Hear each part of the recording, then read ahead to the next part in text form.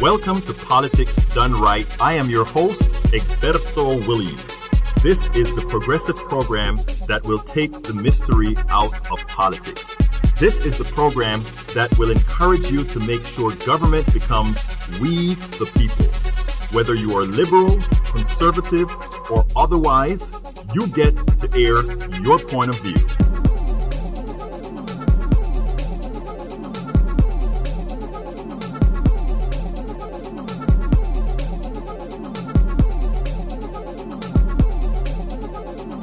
Remember, you can also send me a tweet to EGBERTOWILLIES. That is, at Egberto Williams. Let us engage. It is politics done right. 1, 2, 3, 4. Well, folks, welcome to one more edition of Politics Done Right. I'm Egberto Williams, your host. Thank you so kindly for being a part of the show. We are going to have a great show for you today. We have a whole lot to cover, folks, but most importantly, there was an article today that came out about rural hospitals. Those of you all listening from all over the country know one thing. We have a whole lot of very populated centers around here, but then the rest of the country, that big red area that you always see, that they give you the impression that most of the country is covered in red. What we're really looking at is empty land that you're seeing there, but importantly, these are our brothers and sisters, many of them now going through dire straits. These are strong Trump supporters that are going through hell. Hello, Jane Smith. Welcome aboard. Welcome aboard. Hey, Jane Smith, the statement that you have there on YouTube says, "My President Trump is working hard for legal citizens of America, MAGA, COG," whatever that means. Let me tell you though, however, please stay with the program. I want you to listen to the program, and I also want you to be a part of the program, whether you call into our telephone number at 646-716-5812. Again, that number is 646-716-5812.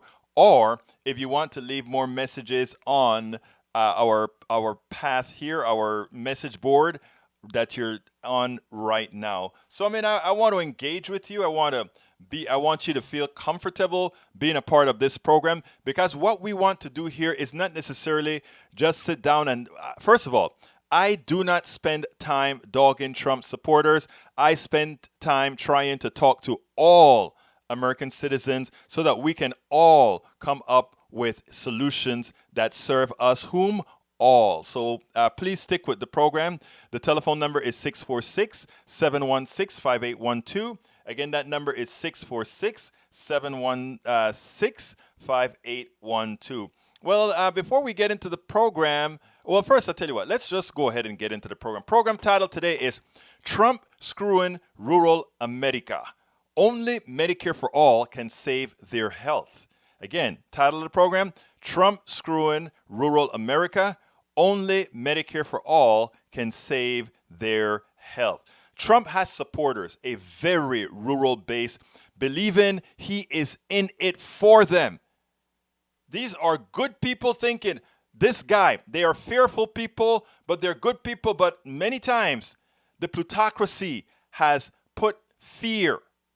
The plutocracy has put fear in the eyes of these people. They're put in the eyes of the people, like, those people are coming to get you. That's what they're saying. Those people are coming to get you. And that's what they want you to believe. They want you to believe that those people are coming to get you. I'm here to tell you, nobody is coming to get you. In fact, if you want to be honest about it, we all want the same things. Trump has supporters, a very rural base, believing he is in it for them. In reality, he is killing them. He is bankrupting them, or both. Medicare for All is a partial answer for them. As an independent blogger, journalist, it is my job to be truthful. It is my job to be truthful. There is absolutely no one paying me. There's absolutely no one supporting me but people that listen to the program like you. So therefore, I am owned by no software company. I am owned by no medical company. I am owned by no company that prevents me from telling you the truth. You don't see drug advertisement after the show, within the show, that are preventing me from telling you the truth. You don't see all those things out there. So if you want the unadulterated truth, you can come to an independent media source like we are, but more importantly, you can get a dialogue. You can get to speak. You can get to have other people hear your voice as well. So, as an independent blogger, journalist, it is my job to be truthful. Medicare for All is an obvious first step to rebuild their slide, the slide of Trump's rural voter, who he has summarily screwed over time. The people that have benefited the most from Trump don't live in rural areas. They live in the big cities. That's where they live, in the big cities. Those are the folks. Mike Cisak says, we farmers are constantly outvoted by city folks who vote in politicians and laws that are very detrimental to us. Let me tell you something, Mr. Cisak. In a democracy, you vote for the person that's going to support your interests. And you also have to make your interest the interest of quite a few. And your interest is my interest, Mr. Cisak. Your interest is my interest. That you are dedicated to the grounds, to farming. It is my interest. And I would tell you that it is also the interest of most progressives. And I would further tell you that most progressives want what's good for you. And this program today, where it comes to medicine, I know you've come on before and talked about pay-as-you-go kind of medicine that works for works for a cold. It works for minor procedures. It works for minor things. But real insurance, real medical care requires Medicare for all. And the story that I'm going to talk about today, it's about rural areas. It's about you, Mike Cisak. It's about wanting you to have what you deserve. You see, you as a farmer, you don't get the benefits of us city folks. You as a farmer, people come through, the Republicans come through farmland, and the progressives in general neglect farmland. They neglect, some come to get your vote. The farmers are to Republicans as minorities are to Democrats. The farmers are to Republicans as minorities are to Democrats. We come for your vote, and when we get your vote, we continue the interest of those who fund us. And those who fund us are one and in the same. So therefore, brother, guess what? The Democrats are funded by the same drug companies, the same insurance company, the same hospital companies, the same petrochemical companies that fund whom? The Republicans. They are both funded by the same. So therefore, if you stick with independent media, if you understand what I'm going to tell you today, we can all be on the same path so that the policies we get, whether you're a Republican or Democrat, are policies that really make sense for us all. Progressives, and let me tell you, it is in my interest to keep my land in the best shape it can be. I agree with you, sir. Progressives are completely ignorant in what it takes to farm the land. And as well, I'm in agreement with that, sir. So what do you do about that? You teach everybody, not progressives. I'm going to say progressives and Republicans and Democrats are all ignorant to what it takes to keep your land in shape. I will cop to that statement that you made, sir. But you ought to tell us what it takes. You ought to teach us what it takes. You ought to show us what it takes. But you know who don't want you to do that so that you will create a new coalition? The parties don't want that. The parties want this division so that that small sect continue to maintain the funding that they both get from the same people, Mike Cisak. So please understand that we are on the same side, sir. Please do understand that. And please understand that the reason we differ in things like Medicare for all, before I tell you what, before I get into let me finish bringing the program on board. As an independent blogger, journalist, it is my job to be truthful. Medicare for all is an obvious first step to rebuild their health slide. More importantly, they will stop losing hospitals and in fact gain some. Sadly, because the current state of healthcare is largely profit-based and as such anathema to providing service in rural areas, the people that currently worship Trump based on his false promises, lies, are in dire straits.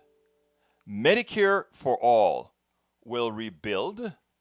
Medicare for all will rebuild them health-wise and financially. And it goes without question. Math is absolute. Math is absolute. But before I get into the program, I want to bring some preambles here, some videos for some preamble, and I'm going to tell you why I want to do this. Because all of these, and even though we're going to be mostly talking again about Medicare for all and the rural hospitals closing, what I want to show you is the deconstruction that Trump is effecting mostly affects the people that voted for Donald J. Trump. And while for me, if I were to sit down and see what is in my best interest, I would say, wow, go ahead and let Donald Trump continue to do what he's doing.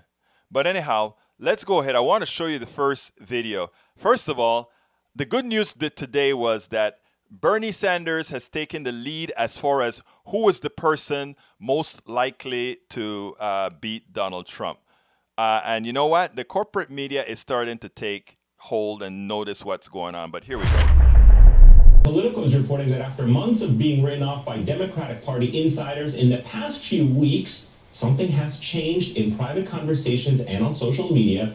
Democratic officials, political operatives, and pundits are now reconsidering Bernie Sanders' chances.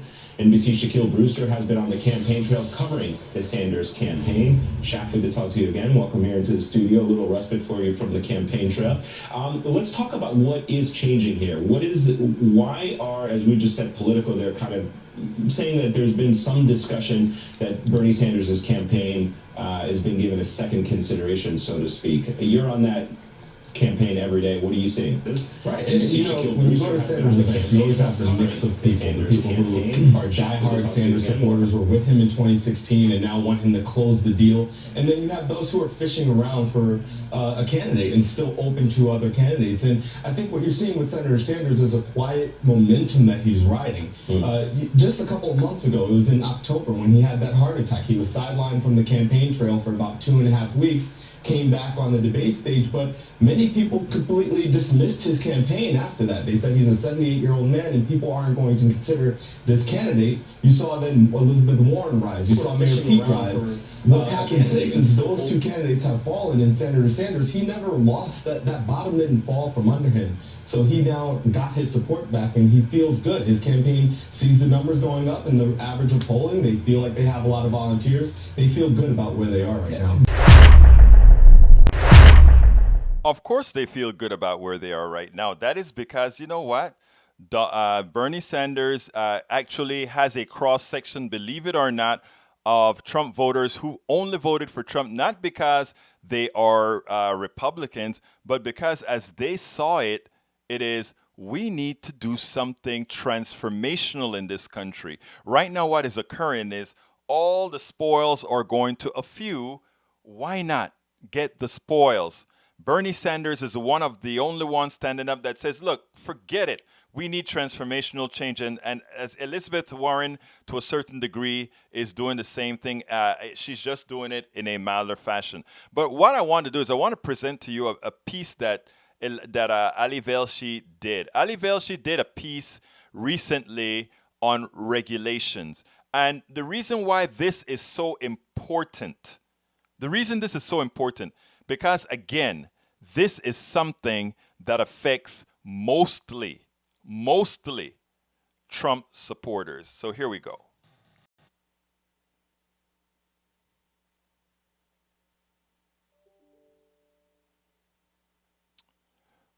Okay, I think I'm back.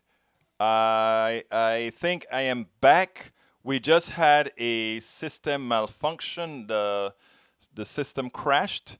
So what I'm going to do right now is go ahead and rebuild this system here. Okay. Yeah, we had a crash temporarily, so I am not sure what happened there. So what I'll do is I'll refresh here and start back again. So bear with me, folks, as I requeue these things that we had from apparently a system crash. So what we're going to do is we're going to requeue this. So bear with us a second as we requeue all that's going on right now. And we're about to do that right now. So bear with us. We'll be with you shortly. We will be with you shortly as we requeue what's going on right now. Okay, I think we're back. What I have to do, however, is I must requeue all our systems. So those of you that are live will get this. Those of you that are on podcasts will not. So bear with me as I requeue. And we're getting right back. There we are, back up and requeued, it seems like. Okay, give me a couple more seconds to finish queuing all that needs to be queued. So bear with us as we go. 2 more minutes to be back on the queue, and we'll be right back. LOL. Yeah, actually, Masticator, it was a system crash that we had. And what we're trying to do now is recover from the system crash. Who knows? Maybe Donald Trump got involved and got us a crash. No, I'm kidding, guys. I'm completely kidding. This happens every so often when you use some of these software packages. My hunch is that there was so much going on. We had a whole lot of videos going on, etc., etc., etc. And what happened is, well, it happens every so often. So, you know, what can I say? All right. It seems like we're back on air. We are back on air. Okay. So the other program that I want to show you, the other thing that I want to point at specifically is this video from Ali Velshi. I want you to check it out because this affects most of the Trump people than anyone else. Here we go. Let's go ahead and cue that. The Trump administration has targeted a number of environmental regulations that protect the nation from climate crisis. Harvard's law school rollback tracker has counted about 85 of them. Now, existing environmental regulations are meant to ensure protections like preventing fossil fuel pollution from harming the air, protecting land and animals from oil and gas drilling, and limiting toxic waste runoff into our water. But let me break down the Trump administration's 5 environmental rollbacks, at least the 5 biggest ones in 2019. Let's start here. The administration announced plans to significantly weaken regulations on methane emissions. Keep in mind, methane is dangerous and accelerates global warming. The EPA also repealed a major Obama-era clean water regulation, which curbed the amount of pollution and chemicals in the country's rivers and lakes, which basically means more dirty water. The administration also made changes to how the Endangered Species Act is enforced. It's a move that would make it harder to protect wildlife from the threats of global warming, and it also replaced an Obama-era regulation to reduce carbon dioxide emissions by implementing a rule that would keep coal power plants open longer. And last but not least, the White House also prepared to eliminate an Obama-era rule restricting automobile pollution, arguing that the move would boost the economy. Automobiles account for nearly 1/5 of all U.S. global warming gas emissions. So why is President Trump trying to block so many environmental regulations? For one, the administration, which once branded fossil fuels as quote, molecules of U.S. freedom, views many of these protections as a financial burden for fossil fuel companies. Plus, the president himself has declared human-made climate change to be a hoax. And what's more, this year, President Trump officially withdrew the United States from the Paris Climate Accord, the only country in the world to withdraw. He also mocked 16-year-old climate activist Greta Thunberg a day after she was named Time Person of the Year. Oh, yes. Oh, yes. So anyhow, so let's go ahead and start talking about exactly what's going on now. The other piece, I think there was another one that I wanted to show you, but after the crash that we had, here it is. It seems like it is here. Here it is. Journalists. No, that's not the one. Why? Okay, great. That is the one. Okay, one more video to show you, and then we'll get into the program proper. This one is rather important as well. We have our first report card on the Trump tax cuts for corporations. It has been 2 years since Donald Trump signed the tax cuts passed by the Republican-controlled Congress into law, which cut the U.S. corporate tax rate from 35% to 21%. But according to a new report, 379 of America's Fortune 500 companies actually paid only a federal corporate income tax rate of 11.3%. And 91 of America's largest corporations, like Amazon and Chevron, paid no federal income taxes at all. This is all according to a new report from the Institute of Taxation and Economic Policy entitled Corporate Tax Avoidance in the First Year of the Trump Tax Law. Joining us on the phone, David K. Johnston. David, the argument that Republicans, and in particular Trump, made was that if we reduce the tax burden on some of these companies are going to come back and invest in America. They're going to hire more workers. They're going to manufacture more. That in turn produces more results for the economy. Have you seen anything to support that or substantiate that? No, it's not in the data either. A lot of the money companies saved was used to buy back stock, which increases the value of the remaining shares and increases the value of stock options for executives. And Eamon, I don't think we should talk about this as a tax cut. Because we're borrowing the money to pay for the shortfall, this is simply a future tax increase with interest in the meantime. It's not a tax cut. It's a tax increase that's been disguised to make you think it's a tax cut. It's a tax increase to make it look like a tax cut. Why did I bring all of these pieces in? Let me tell you in tow what I was trying to do here. The first piece I did to show that Mr. Sanders, Bernie Sanders, has finally taken the lead. Sort of, he is the person that most Americans think can best beat Donald Trump.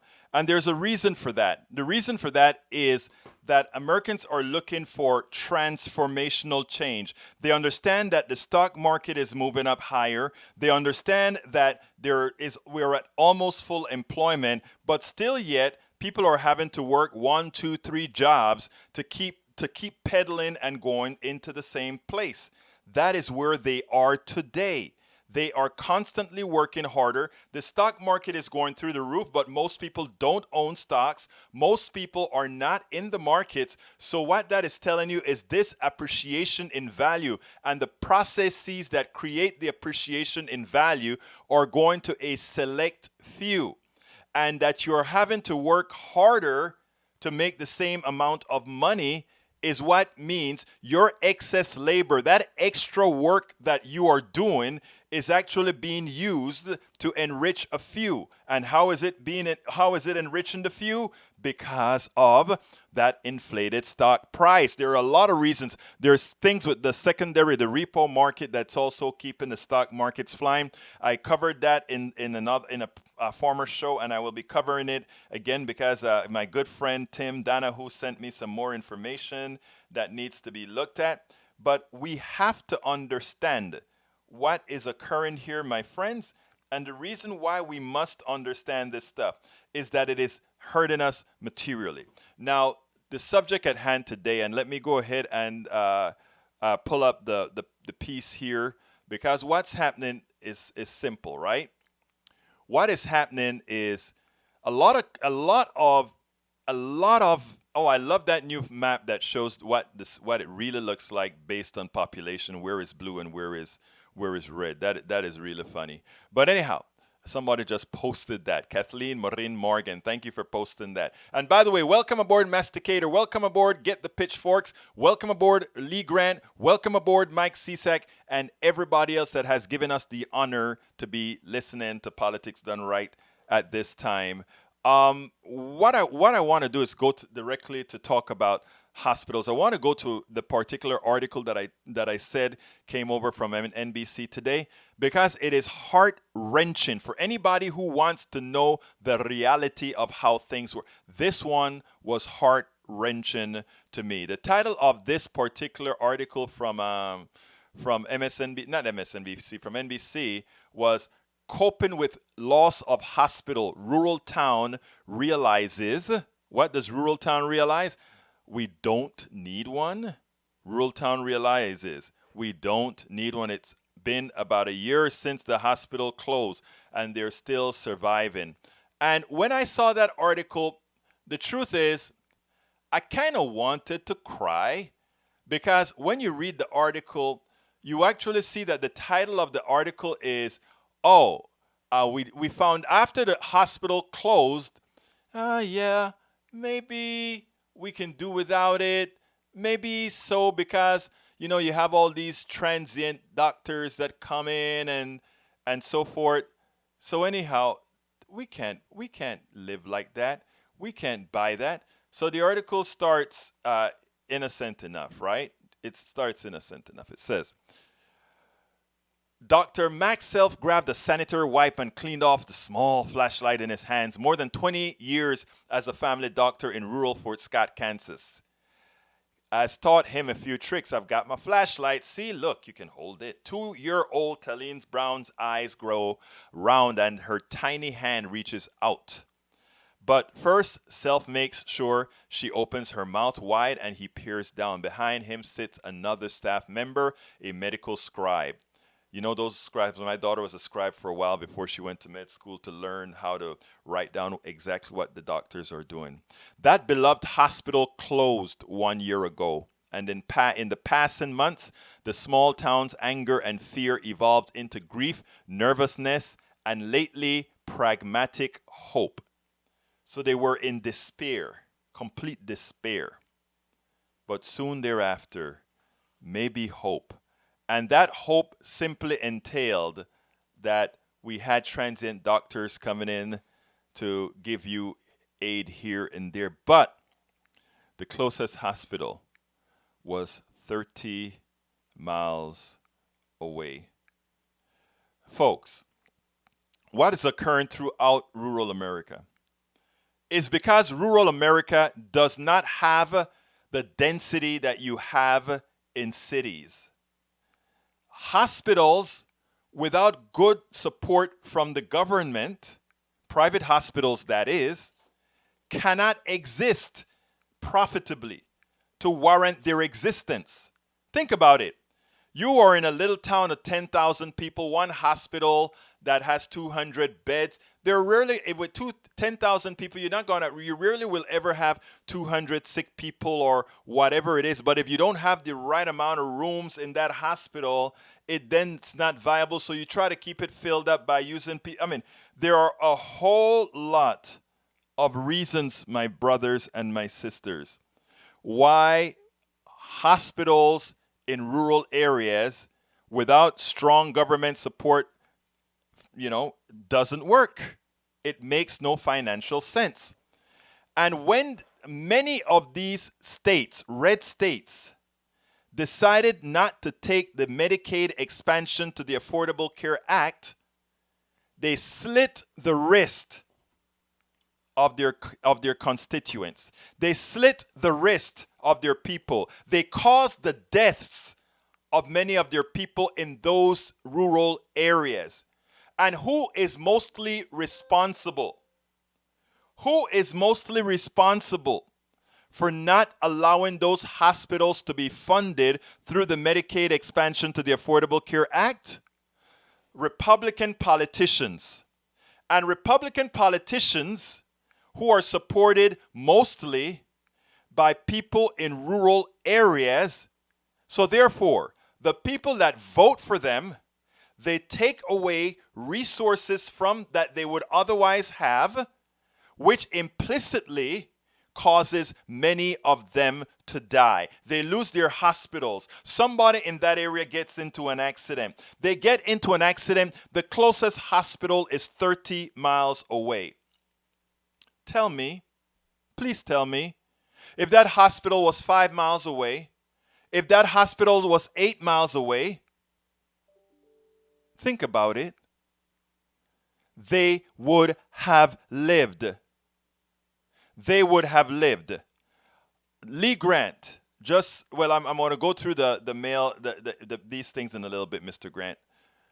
But the issue here is this, people. We should all be sitting down trying to come up with these solutions together. Many of us have, with policies like Medicare for All, the Green New Deal, college that's paid for, all these things. They don't only give a hand up to many of the poor indigent in the big cities. They are more existential for people in rural areas.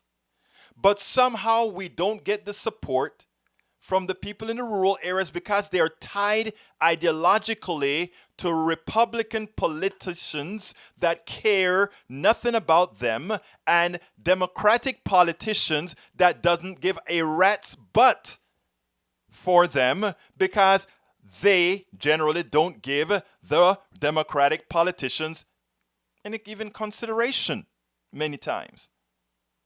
But you know what we showed here in Texas with Beto O'Rourke is all you have to show people.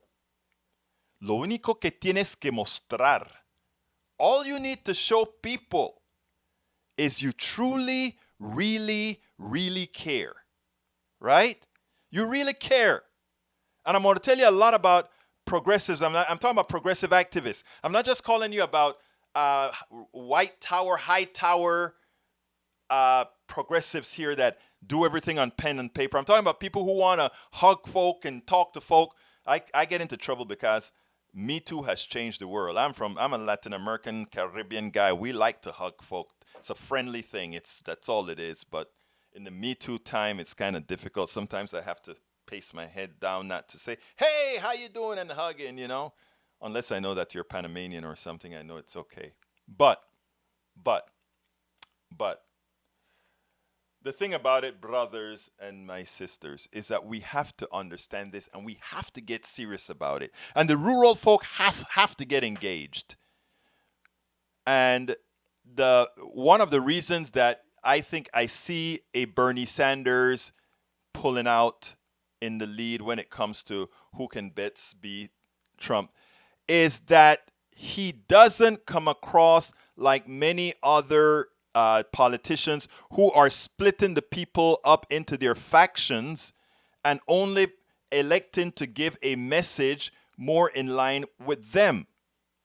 The one good thing about the true progressive activist now, Cortez, who wanted to go to West Virginia, Alexandria Ocasio-Cortez she took up the offer. I want to talk to the people in West Virginia. Not only that, Bernie Sanders goes in. Elizabeth Warren went into West Virginia. They loved what they heard. They didn't commit to voting for her because that's going to be a transition in the way they think. Because you've been so long being told that those progressives, those liberals, have horns. For those who haven't heard, I'm going to tell this story again, but if you've heard it, please forgive me. But I sat in a Starbucks and I was speaking to this woman, this white Republican woman who I think thought because of where I was and where I lived that I was likely a Republican guy. And I sat down and I spoke to her. And we started talking about healthcare and so forth. And the kind of healthcare that I said would be great if we all could have was a perfect description of Medicare for All. But I never used the word Medicare for All. I never used the word I never used any of those words. I just explained to her what I would like to see how I would like to see a medical system work, and I'll explain that to you after I go into this story. And we went over and over, and she is enthralled, and she's even given ideas and talking about, yes, and if we go ahead and we added, in these areas and so forth, everybody would be taken care of, and everybody would have a stake in the game. And I'm like, yeah, and I don't understand why people don't see that. But then I started to feel a little guilty because she was deep into it, and she was into me, and she was into what's going on. I kind of stopped her there and I said, look, ma'am, I just want to tell you one thing, right? I am a left-wing, progressive, liberal Democrat. And she looked at me straight in the eye. Her face turned flushed red. And looking straight in my eye, she said, but you're so nice. And that is the problem. That, in effect, is the problem on all our parts. Too many think that those right-wing folks like my brother Mike Cisak and our Masticator or all these other folks are a whole bunch of crazy people that how can they be so stupid to vote for Trump? I never called you stupid for voting for Trump. Hell, I have relatives that, I'll be honest, I have a sister, one of my sisters, who voted for Trump. So, my thing isn't about trying to talk down to my brothers and sisters in these areas, to the folks who vote. No. Because we're all getting different information from different sources. Some sources are more honest than others. Some sources are more co-opted than others. But here you got Egberto Willies, independent media, politics done right. I'm only here to tell you the truth. I ain't kidding about that. I'm just here to tell you the truth. And by the way, I'm going to just use a 5 second to say, and please take this time to support Politics Done Right, because that is how we are going to get this message across to people all over. Because if we don't get support for these types of programming, you know what happens? We don't survive. So while I'm in the middle of the program here, it's 3:38. What I'm going to do right now real quickly is tell you, if you want to support Politics Done Right, look in your stream. Look, if you're looking at us live, go ahead and look in your stream for some different links. And by the way, if you're listening to us on YouTube, you can give us what's called a super chat and provide support in many different ways. I think there's a $sign somewhere if you want to support this type of programming. But also you can go to patreon.com/politicsdoneright.com, or rather, patreon.com/politicsdoneright, or you can go to just politicsdoneright.com and you can pick one of the options there, or you can support our equipment fund, which is a GoFundMe that I've just placed the link in there as well. And you can support us through PayPal, and I'm putting the link in there as well. And our store. Later on, I'm going to show you all those nice T-shirts we have at the store. But anyway, getting back into the program. So, folks, after that woman tells me, but you're so nice. First of all, I took that as a compliment. True.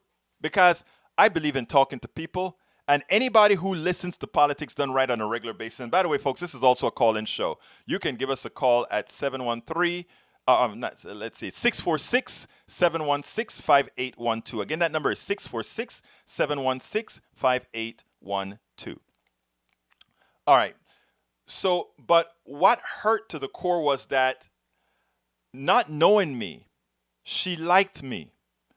And not knowing people like you. Okay? And as soon as it's like I'm a Democrat, I'm a Republican, I'm a liberal, then that's where issues come through. Which is why I'm starting to say, yeah, I'm progressive. I'm proud to be progressive. I'm proud to be liberal. I'm proud to be Democrat. But that doesn't define my humanity. That doesn't define your conservatism, for whatever reason, does not define your humanity. Because there's so much that we all have to have the same, right? Healthcare as a right. Healthcare. That's what we want. Good healthcare. I don't want Lee Grant, Mike Cisak, Kathy, Pitchfork, or Masticator. I want absolutely nothing negative to happen to those folk.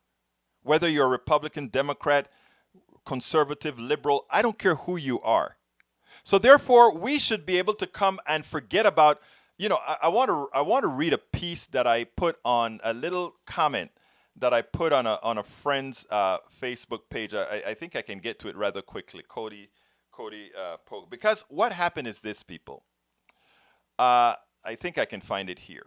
And because this is rather important. Here's what it said. He wrote a note that says, most societal problems can be solved by the free market. And then he says, those problems that the free market won't solve is in an equitable, ethical, and affordable way should be solved by government. And for the most part, I mean, I don't completely disagree with what my good friend, who is a good progressive, said, right? But I want you to hear how I responded to him, because the response is rather important. It goes as follows. I said, labeling is dangerous. I believe in every policy that makes lives better for our fellow person. The masters that we have allowed to govern us are experts in using labels to put us in specific camps.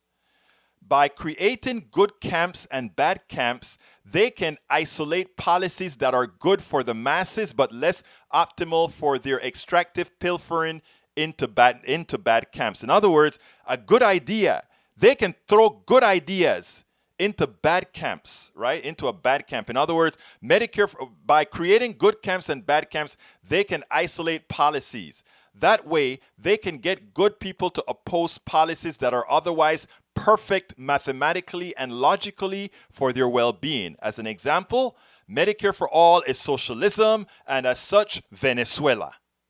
So once you do that, you've closed the argument. You prevent those from seeing the goodness of Medicare for all, and I'm going to use it in the essence, in as I explained, hospital closures right after this. In the process, they have so degraded our educational system and created a mental dependency that it is difficult for people to think for themselves in a logical fashion. By the way, I do not believe in free markets because I don't know what the hell it is. I believe in free enterprise, the ability for the individual or group of individuals to create businesses, enterprises they control to provide a product and service they can profit from and live from and pay taxes to keep a society that respects humanity. That is a far cry from what we have right now or what we have ever had for most. Note that our system was always great for a few.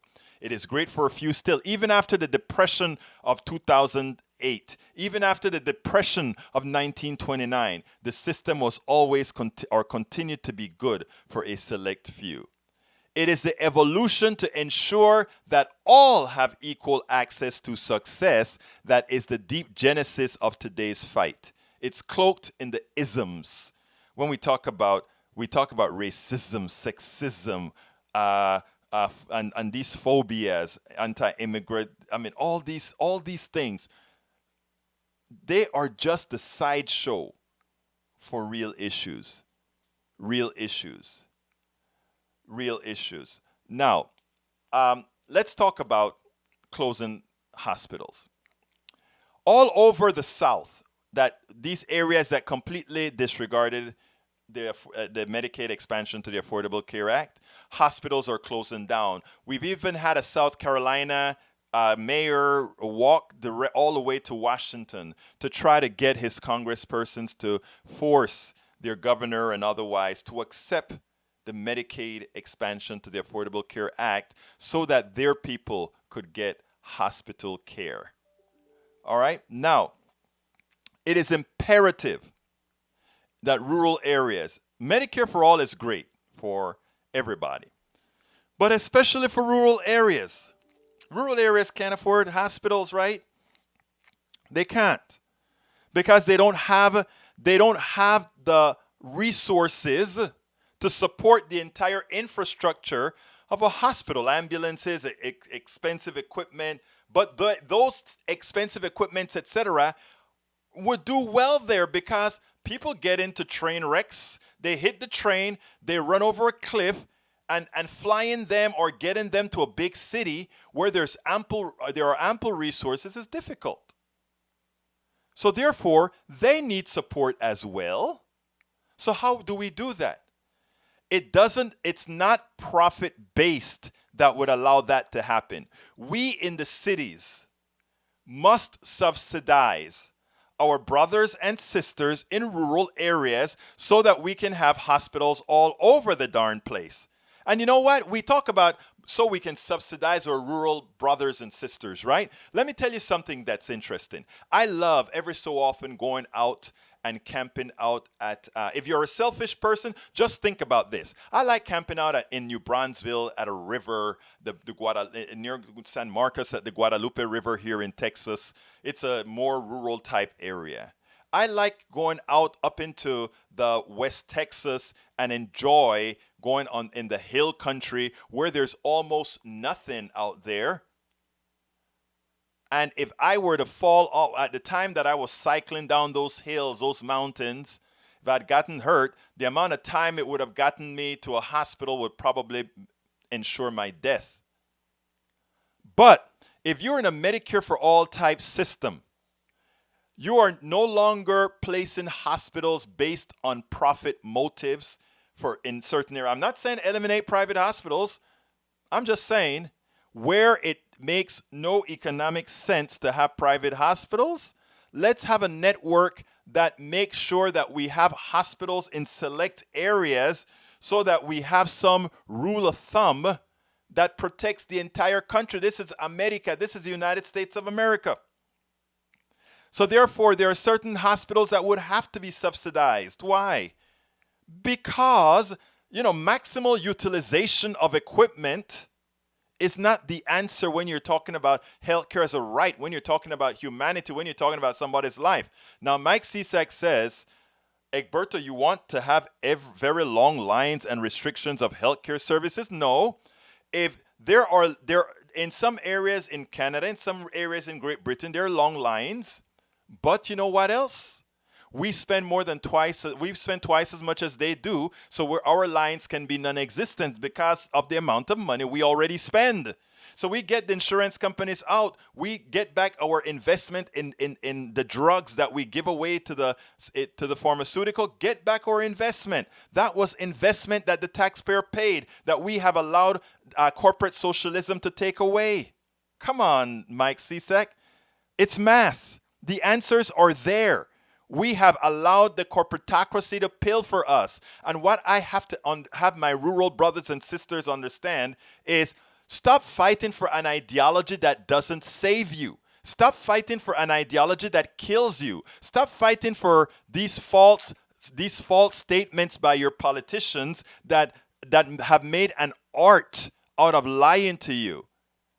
Your small 10,000 place community cannot solely create or sustain a good hospital. But you know what can? The United States government can. And you know what? It will cost more for that hospital than it will take in no matter what. But guess what? We here in the cities should be willing to subsidize to ensure that the entire country is covered. And what it also means, it means also that we as private citizens, no matter where we are, can feel perfectly free to travel the country, knowing that we will never, ever be too far away from good health care. I mean, the things that our plutocracy has done to corrupt the mind, to confuse the minds of so many, is evil. I am sorry.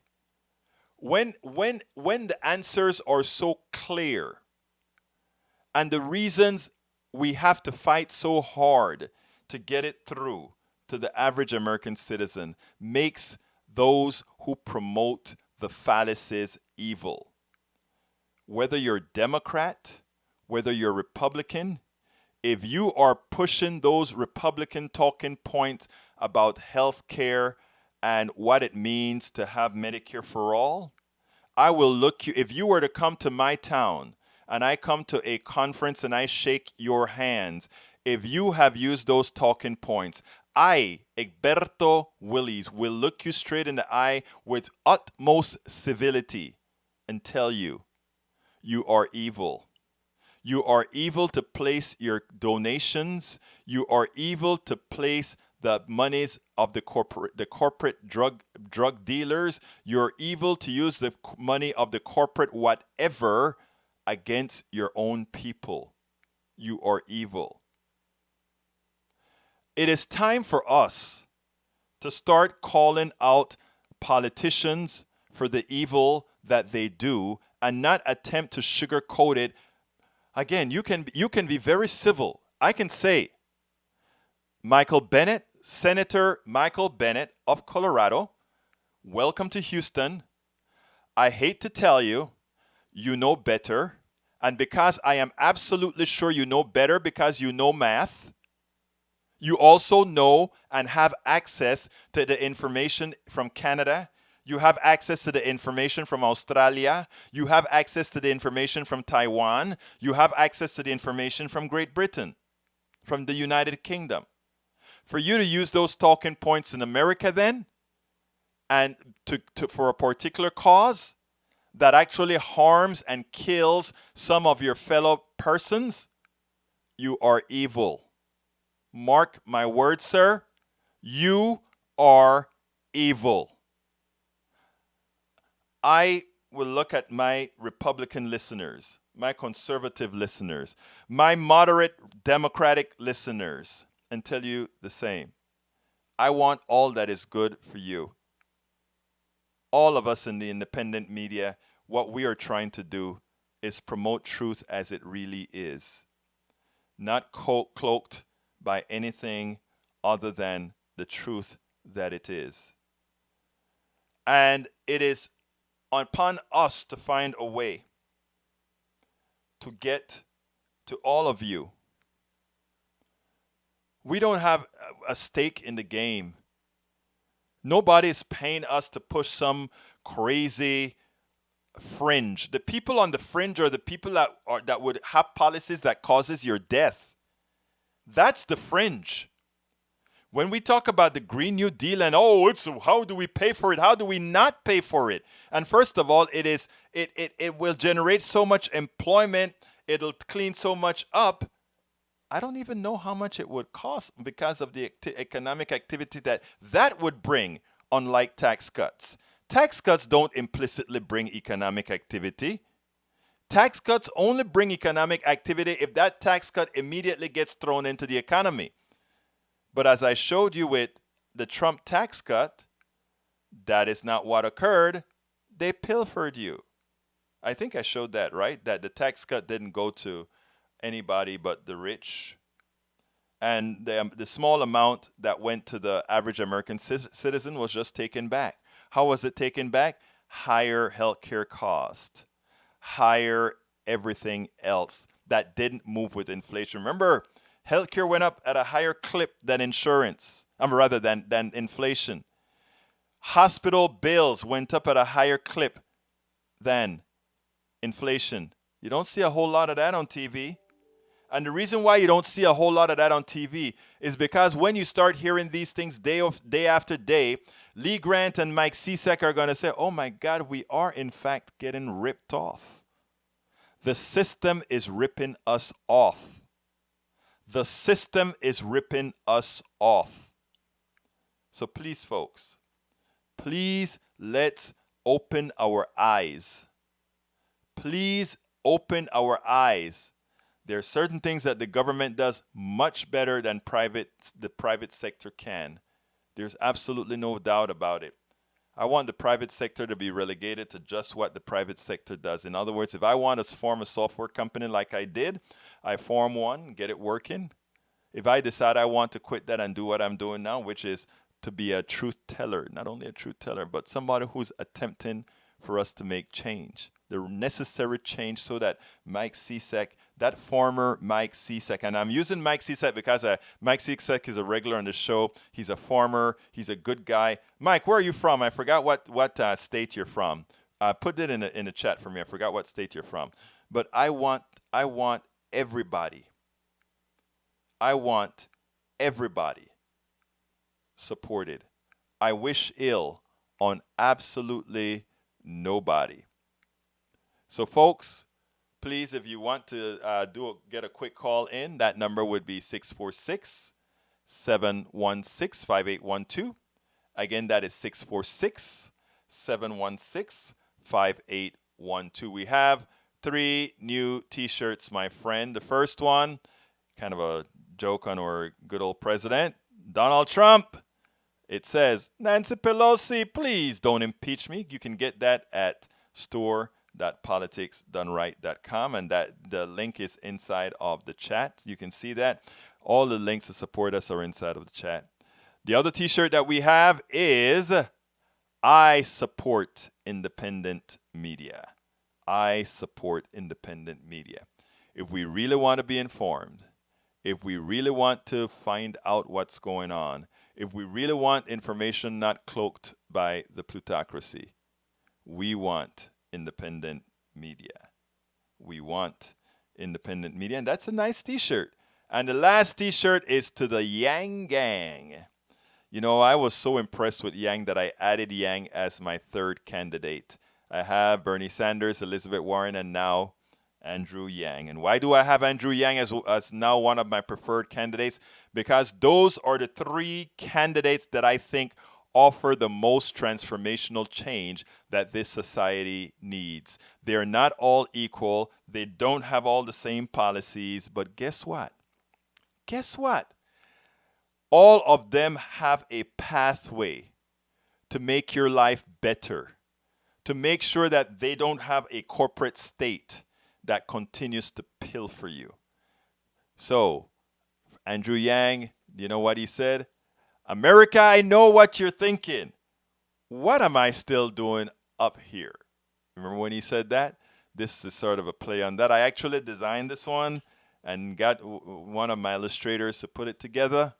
And I kind of love that one. So please go ahead to store.politicsdoneright.com, store.politicsdoneright.com, and give us some support. Let's make sure that we are well supported. And if you want to become a member, you want to become a subscriber, please go to either Patreon, patreon.com/politicsdoneright, or just go to politicsdoneright.com and choose one of the options to become subscribers. We do really need your support to continue this project. This is a very expensive project, but we do it on pennies on the dollars. In this case, right now, it's yours truly until I reach 1,000 subscribers where I can get me then a part-time producer. But right now, I write, I produce, I travel to the different cities, I go to the different things all by my lonesome. Every now and then I'll get a little bit of help from somebody on the outside, but this is necessary work, my friends, and anyone as well. We need a lot of folks doing exactly this.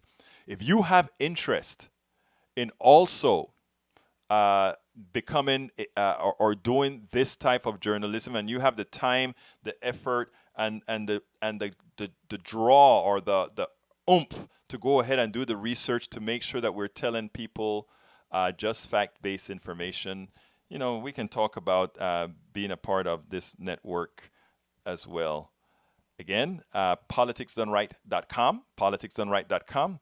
Thank you so kindly for being here with me. Thank you so kindly for your support. Please consider supporting today before the end of the year. Let us get my count back up to at least 100 at Patreon. That is patreon.com/politicsdoneright. I love you all. Thank you so kindly for spending this time with me. And my name is Egberto Willies. This is Politics Done Right. And you know how I end this, baby? I am what? Out! Welcome to Politics Done Right. I am your host.